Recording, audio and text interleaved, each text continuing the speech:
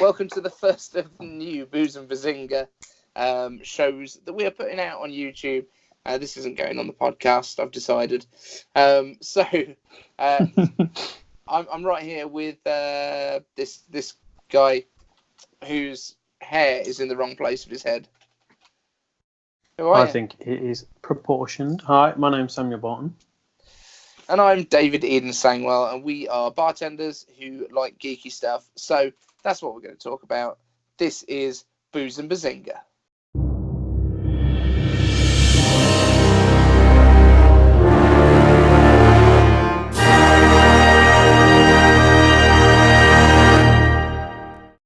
And we're talking about Shazam. I should have said that. Yeah, that sums it all up well, doesn't it? Today is Shazam. Yeah. So, Shazam has been out for a little while, part of the DCEU. The DCEU, so far, it must be said, has been something of a mixed bag.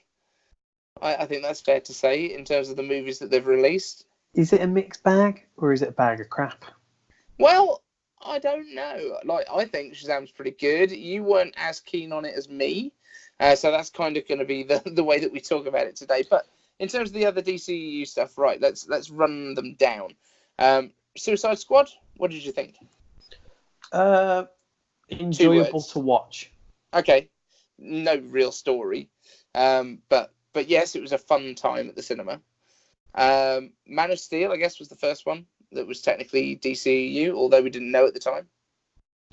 Yeah, I think in general, to be honest with you, from my perspective, looking at every single one that's come out so far, the only one that I thought was a good film, as in was a genuinely good film, was Wonder Woman. Not Aquaman. I'll be honest, I have yet to see Aquaman. What? Yep, it slipped through when we were really busy at the bar. So okay, we'll arrange that because Aquaman again is basically underwater Fast and the Furious. I think is a pretty good way of describing it, and it's actually is it James Wan that directed it, who did one of the Fast and the Furious or some of the Fast and the Furious movies. So I think it's a proper action, fun, balls to the wall kind of thing. I think you'd enjoy that one. Okay, yeah. I mean, don't get me wrong. I think so the way we're going to format the podcast on this episode, we said we're going to try a few different formats out while we figure out what works. The way we're going to do this one is good cop, bad cop. Mm-hmm. So we both enjoyed the film. We both thought it was fun. David enjoyed it more than me. So the plan is I'm going to be bad cop throughout. My real opinions will come out. I thought it was okay. I don't think it was amazing. So yeah, I think. Should we just get into it? Should we just start? Let's go. So you've written down some points, so you can start, and I will argue and basically explain to you why you're wrong. Yeah. Okay. So the plot. Mm-hmm. The plot.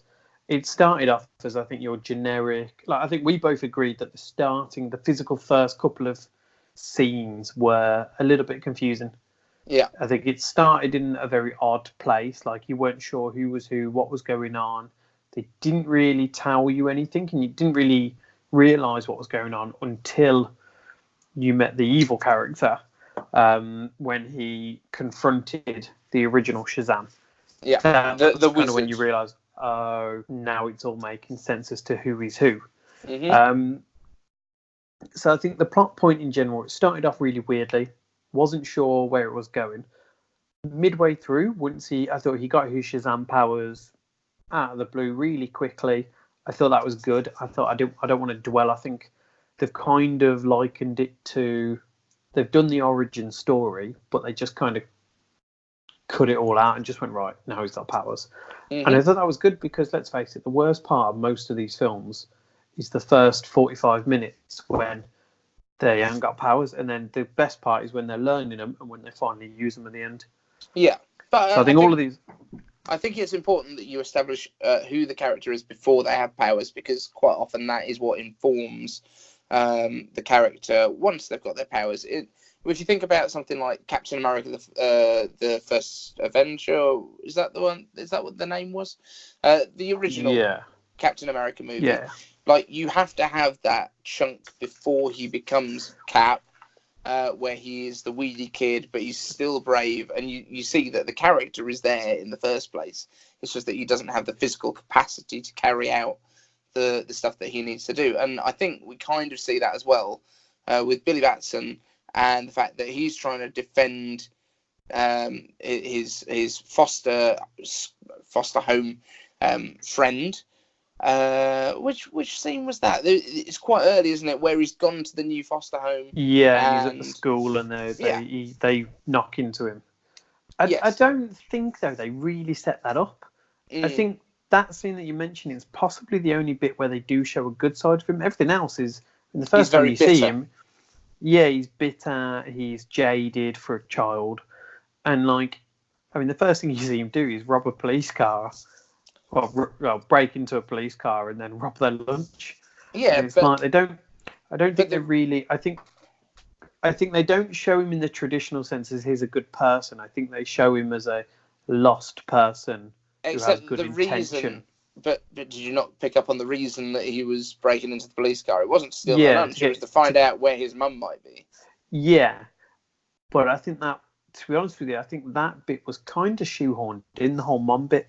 I think they could have taken that entire bit out and just had him as a lost kid who didn't want to accept foster care. And I think it would have worked completely fine. I do think it's important to his character, and the fact that even when he went, and later in the movie, we are going to be talking spoilers throughout this, let's be honest. It's been out for a little while. Total spoiler warning. If you're, we'll chuck that up right at the beginning, and we'll put it in the title anyway. But essentially, when he then later meets his mum, and his mum is still like, oh, it's not a good time, he doesn't kind of collapse. He just realizes that he's better than his mum. And that's, I think, a really interesting thing. Rather than doing the whole reunion thing, which is kind of what you expect at that point in the movie, you expect that it's going to be the cheesy reunion. Oh, I've missed you. I've always thought about you. And everything's great again. His mum's still like, no, can't really deal with this. So I think that's a really good point to it, because they didn't just go down the standard trope. They went for something a bit more interesting, gives him a bit more backstory and a bit more meat to his character. The fact that he still is the good guy, and especially with the way that they resolve it at the end of the movie, where his friend, let me just grab up the name. One of the things that I didn't think they did well was actually establishing the names of a lot of the characters. Like, I came away at the end, couldn't tell you most of their names apart from Billy Batson. Yeah, I don't think they fleshed out a lot of the characters, to be honest. I think that the hands down the best one they fleshed out was the his foster brother, the disabled one. So that's Freddie Freeman, played by Jack Dylan Grazer. That was the one I was just looking for then. I think, just to point out as well, I think you're in the same boat as me. I don't know. I've never seen or heard or had anything to do with the comic of Shazam. So it's different with like the Marvel Cinematic Universe, where I have read some of the comic books and I do know, and I have followed them since kid. Shazam was one that I had never heard. I'd heard of, as in I knew he was some form of Superman-y kind of character, but I knew nothing else about him. So that's probably why you don't know none of the characters' names. Yeah, that's true. But then before the Marvel movies came out, and certainly before the X-Men movies and stuff like that, I was never really into the comic book stuff. It was my dad, I think, that got me interested in the X-Men movies, and also my dad that put me onto Arrow, the Green Arrow TV show and things like that. And it's actually since those and the original Iron Man movie that I personally got more interested. Are you all right there, mate? You're just doing some sorting out? Yeah, just plugging something in. I'm back. Sorting your house out? Yeah. So, yeah, I mean, I think there was, especially with the sort of foster family and stuff, it was a really good feel to it, and I think it was important to have that because that sort of, again, informed a lot of the background, and he had got that really good group of people around him, even though he was trying to kind of push them away. I think that was an important part of the movie, that if that hadn't been there, the whole movie would have felt kind of empty.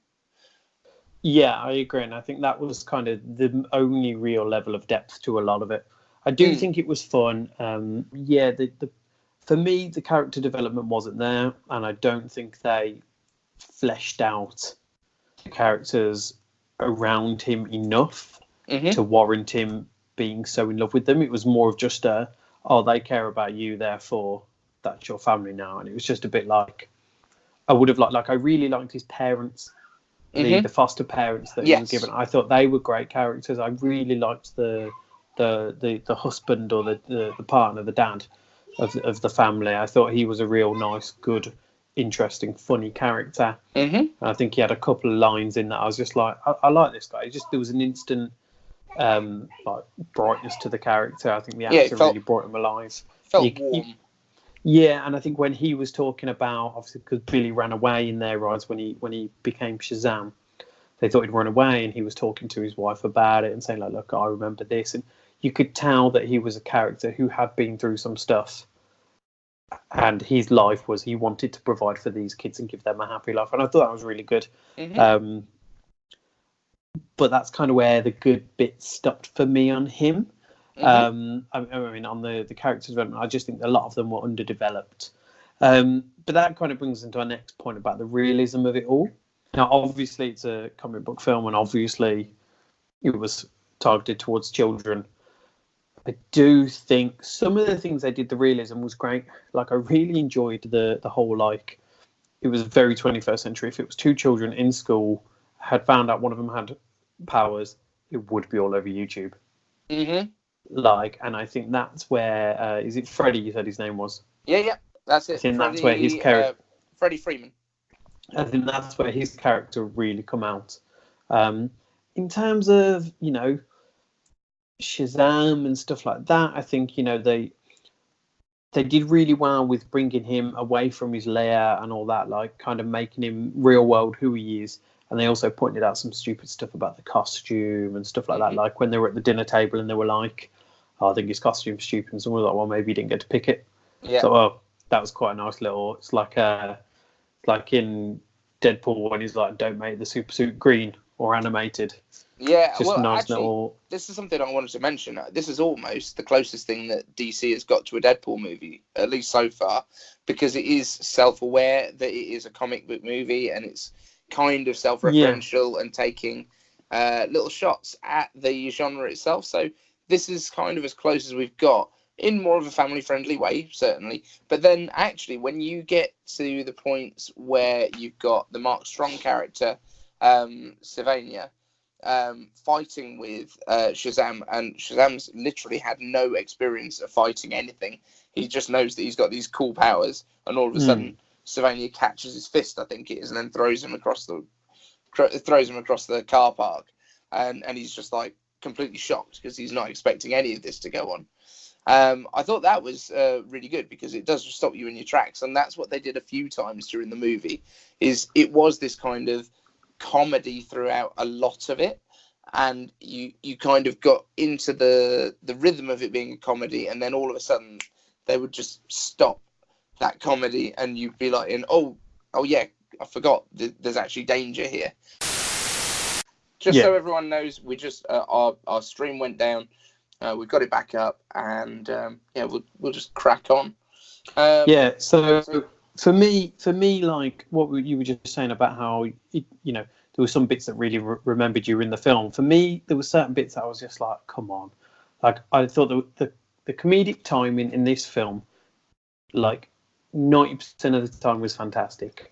The charging the phone bit's hilarious. The going to buy the beers and drinking them and hating them, hilarious. Like, things that you just thought, never saw that. I never expected them to spit those beers out. Yeah. It was just fantastic. But there was some times where they just took the humour a little bit past where it should have finished for me. Like with the bus hanging off the cliff, that was his moment to realise his powers are good and realise that. And I thought, getting the mattress, like, I don't know, I just thought a little bit silly. And I was a bit like, I want you to, I want to see, this is the bit I want, this is where I want him to go nuts and be like, I have powers. And, he did learn to fly. And and that was a good little scene. But yeah, I just kind of sometimes 10% of the time that humour didn't quite hit to me, and I just thought a bit like. See, I can see where they were going with the mattress thing, because when you're a kid, like you're like, oh, I need a soft landing, and that's the idea that you go for. So you can tell where they were coming from with it. Yeah, it probably didn't work that great, but I did love that hanging bus scene, because it's the face that Zachary Levi. I think Zachary Levi was perfect in the role of the Shazam, like the hero character. Really? Yeah, I thought he was really good. You tell me why. So I didn't think he overplayed it. I think there was enough stuff where he would have this wide-eyed excitement of being a kid. I think he possibly played it a little bit younger than the 14-year-old. It was more like a 11-year-old kind of level. That's the only issue I might have had. It was he actually played it younger than the young actor played it. And that makes sense. And that's where I felt it was. I thought he was a little bit too cartoonish, caricature. Too goofy. Yeah, like the kid's 14. He's had a hard life. He's grown up. He's smart. He's a very smart kid. And yet, as soon as he gets this, for a kid that didn't believe in any of it, now he's just like you said, he's like a toddler who can speak and got powers, and that's what drew me out of this whole thing a little bit. And I think they developed the kid really well, but they developed Shazam they were two separate characters, and one was underdeveloped. It was like when he turned, his mentality went down. Yeah, I guess that's where things like Big did really, really well. They literally just switched the characters into the other actors. But with this, it did feel like a different character to the Billy Batson character. You can understand why he would be excited and why he was probably letting his inhibitions go a little bit, because he has no worries about it. But actually, one of the things that I disliked about this film, so I'm going to bring up one of my dislikes now, is from before Shazam was coming out, we were being told a lot about the fact that The Rock and Black Adam was going to be in this movie. So Duane The Rock Johnson was going to be playing Black Adam, which is kind of like an anti-Shazam kind of character. And he ended up executive producing the movie, but was not in it at all. So I don't know if they had an idea to have Black Adam originally, and then they've taken him out and swapped the character out. Or, maybe that's where some of the storyline stuff, like we mentioned at the beginning, where it seemed to start in a really odd place. Maybe it was because they had done rewrites, and before they started production, obviously. I don't think they shot The Rock in there and then took him out, but I do think that wasn't the original script that they wanted to go with. Do you think it would have been better with The Rock, or do you think that Rock would have stole the show? I think The Rock makes everything better. See, that being said, Mark Strong is a fantastic actor as well. Loved him in all the Kingsman movies and all that kind of thing as well. Yeah, I thought. Don't get me wrong. I thought his character that he played was a generic bad guy. Oh yeah. I did like the whole. Again, I just felt I liked him having he wanted to basically. His hatred came from the way he was treated by his parents, and that's a very real thing that I feel like a lot of kids who've not had the best upbringings would relate to. There was a lot of family issues deep rooted into this film from pretty much every character. So that was nice to see that. But again, I just thought it was developed. Like, if you're like the scene in the car when he's kicking off because he wanted to go back to this wizard, and he starts kicking off, and his dad shouts at him, and then they end up going in that crash. Like, he genuinely didn't believe that was his fault. Yeah. Like, he blamed his dad's hatred of him or whatever they had, like, on that car crash, and that was very much the kid's fault. Like, yeah, agreed. With a wizard or not, don't get me wrong, his dad probably should have kept his eyes on things, and his brother was a bit of a dick to him. But like, come on, like, it was your fault. We've all seen it now. Although one thing that as well, Did you think they made it clear on what happened? I thought his dad had died. Yes, so did I. It was only when Yeah. we actually went. And am I right in thinking that the guy that played his dad was also in like Smallville or something as Lex Luthor's dad? Couldn't tell you. Like, he really reminded me of the guy. Let me have a quick look and see if I can find anything about that. So, have you got any other points that you want to bring up in particular? Yeah, one bit I hated was the ending. Okay. Like literally the very end bit. The five of them Okay. turning into Shazam. Like, do you know who did do the kid character really well? Was the younger girl, the youngest girl of the family, who when they all turned. The actress that played the grown up or the Shazam version of her, she played it really well. But again, that was because she was a younger child than all the rest. So that fitted. Had the main character of Shazam, had Billy Batson been the same age, I think this film would have landed really well with kids and with adults. But I think they made him too old and the actor didn't play quite right. But I just, the whole turning the whole family into them. Yeah. I just thought we've just had a whole film of Shazam learning to use his powers. Like, obviously he's got multiple powers, and I think they all had one. I think that was the whole point, wasn't it? Yeah, kind of. He split out his powers because he had 7 powers, which are based on the powers of the gods in the comics. I would have just preferred seeing him win on his own, but with his family helping him in some kind of way. I don't know what that could have been, but I think the ending, the way they did it, splitting all his powers, like, do they have that all the time now, or was that just a one-off? Was that a one-time? The way that they played it afterwards looks like it is, and it would almost be like an ensemble movie going forward, or those kids are going to go out and you have like one on each continent or something like that, and then they can all call on the power of Shazam or something like that. I guess, but again, this is the problem when we haven't read any of these comics. We don't know these characters other than what we've seen of them in the movies, and actually, in some cases, I think that's fine because these movies are not supposed to be a duplicate of a comic, because then we're just telling the same story. I think what they need to do is do a good story for a movie. I think it's different, because like with the MCU, obviously that's been developed over however many years now. I feel like if you're a general consumer and you go and watch Endgame, fair enough, you don't know what's going on by now. Like, I think if it's like me going, I've never seen any of the Fast and Furious other than I think the first one. If I was just to pick up number 4 or 5, whatever they're on, and I'd expect to not know what's going on. Yeah. Whereas this one isn't that. This is still this is the beginning of, if they turn this into a set of films, or if they integrate, because it wasn't until the end that they actually integrated him into the DCU. Actually, no, they did talk about it earlier, and again, it was like where you were talking earlier about the YouTube stuff.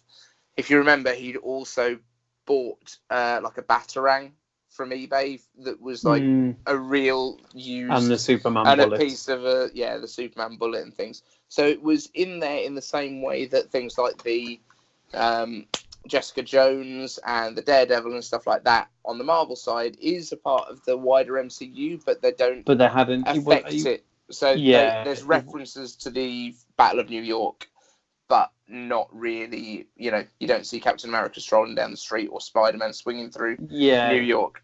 It wasn't until right at the end that you really knew that this was a part of that universe. Though I think, they put in the Superman bullet and the Batarang, but I think that was more just to establish him as a comic book fan, obviously using their own comic books. Yeah.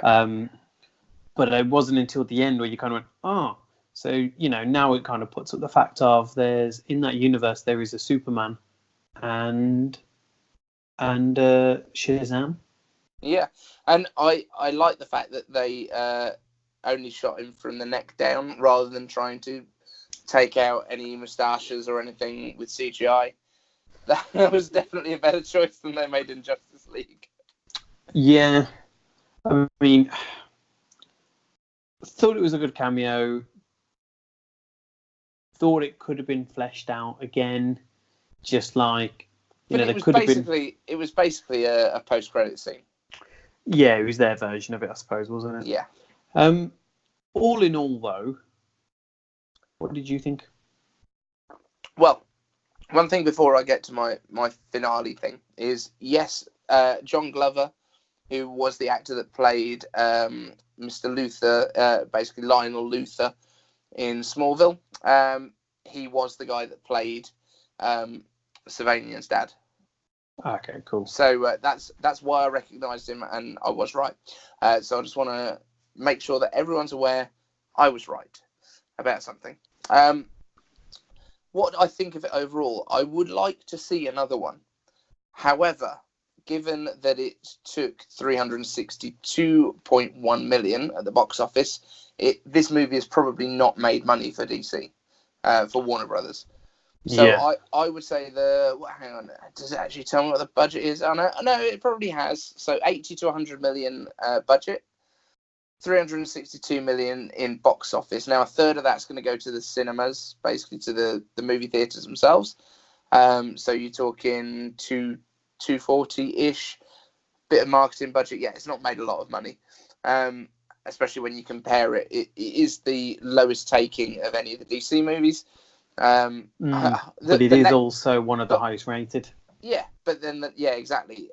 But the next one up, like the second lowest take of all the DC movies, was Justice League, which is incredible. Yeah, it took very little money because everyone heard how bad it was, and it was coming off the back of Batman v Superman, which people weren't that happy with either. Which is the lowest rated one. Yeah. It's drew on Rotten Tomatoes. It's drew with Suicide Squad. Yeah, for last place. Which I don't think is fair because I quite liked Batman v Superman. I thought there was a lot of contrived stuff to it, but in general, I quite enjoyed the movie itself. I thought cinematically, again, good watch, really fun. Yeah, there was some stupid issues with like the mom name and stuff like that. Yeah. But I don't think it was as bad as it's been. I don't think any of them are as bad as they've been made out. Like, no. I think, compare them to Marvel films, they do tank a lot of the time. And that's where I think this film, Shazam, did raise the bar a little bit. Yeah. They've gone for the comedy angle, finally. They've realised that people enjoy that and it works better. Yeah. I think the original Batman, not the original, but the Batman trilogy, the Christopher Nolan Batman trilogy, has spiraled DC down this like dark path, and Marvel realised, especially like look at the Thor franchise, they've realised that seriousness is not always the way to go. It works for Batman, it doesn't work for Superman. Yeah. And this is essentially another Superman film in terms of his powers and stuff like that. So I think they're learning their lesson, and like you said, I think hasn't performed that well at the box office, probably down to the fact that nobody knows who it is, and are many people wanting to go see any more DC films?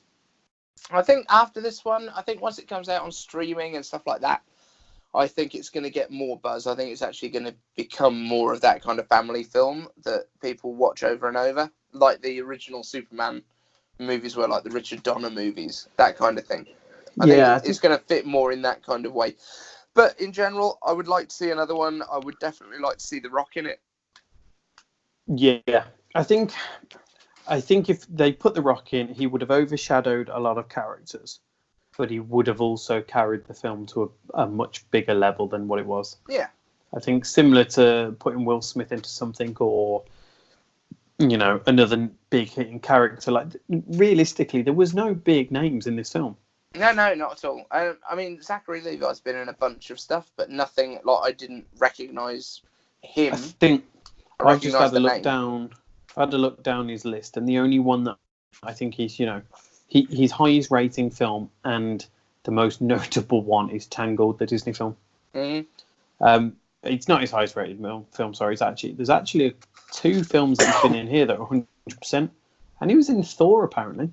Yes, he was one of the kind of Warriors 3, I think they were called.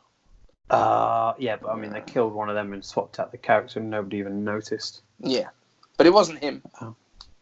No. Okay, But yeah, that's interesting. But yeah, Shazam, we kind of liked it. It would be better if it had made some money. Definitely improved the DC universe. Hopefully, it's a sign of change for them. I mean, they're coming off of Wonder Woman, which did really well, Aquaman, which did better than a lot of their other films, and now they've got this. So, is that a sign for change? Hopefully, are they better off going with the slightly more obscure characters than Batman and Superman? Probably. Let's be honest, nobody really knew who Iron Man was before the movies came out. It was kind of a B-list character.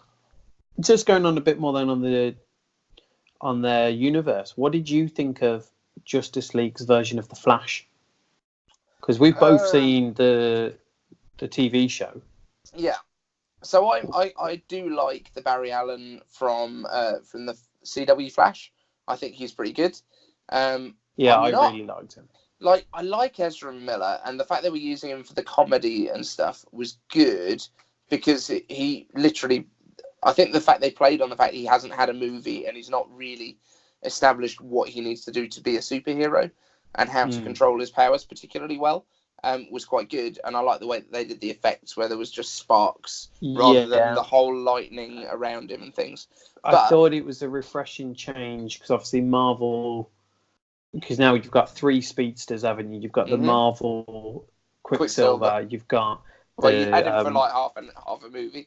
Yeah, then you've got the Fox Quicksilver, which kind of set the bar, and then you've got him, and I do prefer him in terms of the stylistic way they put him across, like you said, with the effects and stuff like that. I thought that was really interesting and cool. Obviously, the Fox one kind of set the benchmark for how speedsters can be put across. I think before him, it was just super quick flashes. Whereas they've obviously done quite a few scenes that have come off with that, but they are rehashing the same gimmick of a slowed down high speed, like where he just walks around and picks things out there. Whereas I think him, where I've because touches things, the effects they put on this guy, and like I can't remember, but I'm pretty sure like when he runs, things move around. Whereas in the Fox one, he just moves what he wants, kind of thing. Whereas I think with the Justice League guy, he moves and like it creates sonic booms and wind effects and stuff like that, doesn't it? Yeah. So yeah, I do think there's potential for him massively. I think I'd love to see a film with just him. But yeah, I think Shazam is welcome. Yeah, absolutely. And I think before we go into all of the other movies, which should really be their own videos, let's wrap this one up. If you had to give it a score out of 10, where are you going to put that? 6. 7 is never allowed. 6 out of 10. Yeah, I was thinking that you were going to say a 6. I actually think I might be a 6 as well. Like, I really enjoyed it. It did have definite issues. I didn't hate it at all, but I wouldn't put it probably into an 8. So, yeah, I think we do a 1 to 10 scale, but you're never allowed to say 7. Yeah. Because 7's too meh. Yeah, 7's a bit like, I don't know how I feel. Yeah. Cool. Guys, if you disagree with anything that we've said in the comments, which you probably should because we are probably wrong about a lot of these things, then hit us up down there and let us know which other movies you would like us to talk about. For now, he has been Sam Boulton. I have been David Eden-Sangwell, and we are Booze and Bazinga.